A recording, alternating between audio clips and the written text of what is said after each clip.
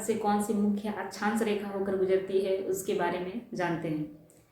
भारत से ऐसे तो बहुत से अक्षांश रेखाएं होकर गुजरती हैं, लेकिन हम लोग भारत के उसी अक्षांश रेखा की बात करेंगे जो भारत के लगभग मध्य से होकर गुजरती है। और इसके बारे में जानना इसलिए भी और भी महत्वपूर्ण हो जाता है क्योंकि सूर्य कर्क और मकर रेखा के बीच स्थानांतरित करती रहती है।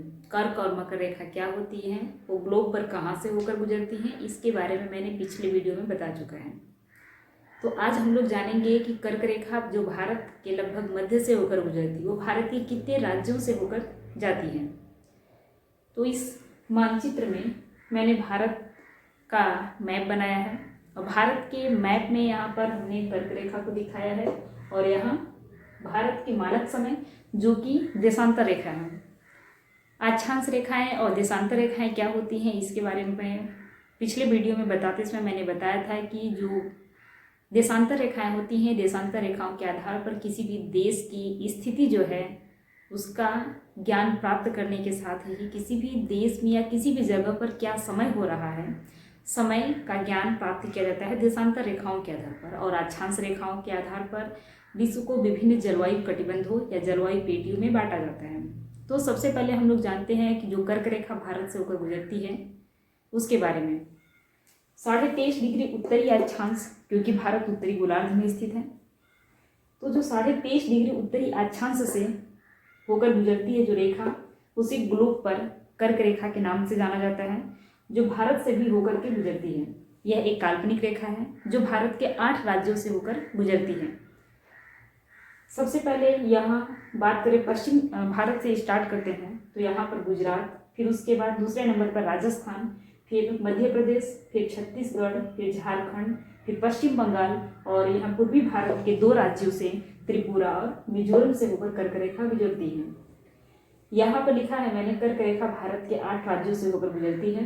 गुजरात, राजस्थान, मध्य प्रदेश, छत्तीसगढ़, झारखंड, पश्चिम बंगाल, त्रिपुरा और मिजोरम, जिसे यहाँ पे मानचित्र में भी दिखाया गया है। अब बात आती है देशांतर रेखा जो कि भारत का 82.5 डिग्री पूर्वी देशांतर रेखा को भारत का मानक समय माना गया है। मैंने बताया कि देशांतर रेखाओं के आधार पर किसी भी देश की स्थिति जहाँ पर भी होगी, लोकेशन जहाँ भी होगी देश की, वहाँ पर क्या समय हो रहा है, वहाँ उसका जो मानक समय माना जाता है जिस भी देशांतर रेखा को उसके आधार पर निकाला जाता है। क्योंकि जो भारत का मानक समय है ये 0 डिग्री देशांतर रेखा से 5.5 घंटे आगे है और जो देशांतर रेखा जिस देशांतर रेखा को भारत का मानक समय माना गया है वो 82.5 डिग्री पूर्वी देशांतर से होकर गुजरती है जो कि प्रयागराज के नैनी से होकर गुजरती है। और यहाँ पर जो भारत की कितने राज्यों से होकर भारत का मानक समय जो गुजरता है तो कितने राज्य हैं, तो 5 राज्य हैं, उत्तर प्रदेश, मध्य प्रदेश, छत्तीसगढ़, उड़ीसा और आंध्र प्रदेश। ध्यान दीजिए छत्तीसगढ़ में ही कर्क रेखा और भारत का मानक समय एक दूसरे को क्रॉस करते हैं छत्तीसगढ़ में, और ये भारत के 5 राज्यों से होकर गुजरती है। इसे ही भारत का मानक समय माना जाता है। इसका मतलब पूरे भारत में कहाँ पर कौन सा समय हो रहा होगा वो इसी देशांतर रेखा मतलब 82.5 डिग्री पूर्वी देशांतर पर जो समय हो रहा होता है वो इसी समय को पूरे इंडिया में माना जाता है कि भारत में इतने समय हो रहे हैं। क्योंकि भारत के पूर्वी और पश्चिमी जो भाग है इसमें लगभग 2 घंटे का अंतर पाया जाता है, लेकिन फिर भी यहाँ पर जो समय हो रहा होता है वही समय पूरे भारत में, पूरे इंडिया में वही समय माना जाता है कि भारत में इतने समय हो रहे हैं। जो भी जितने राज्यों से होकर के भारत की मानक समय गुजरती है उसे यहाँ पर लिखा गया है उत्तर प्रदेश, मध्य प्रदेश, छत्तीसगढ़, उड़ीसा और आंध्र प्रदेश।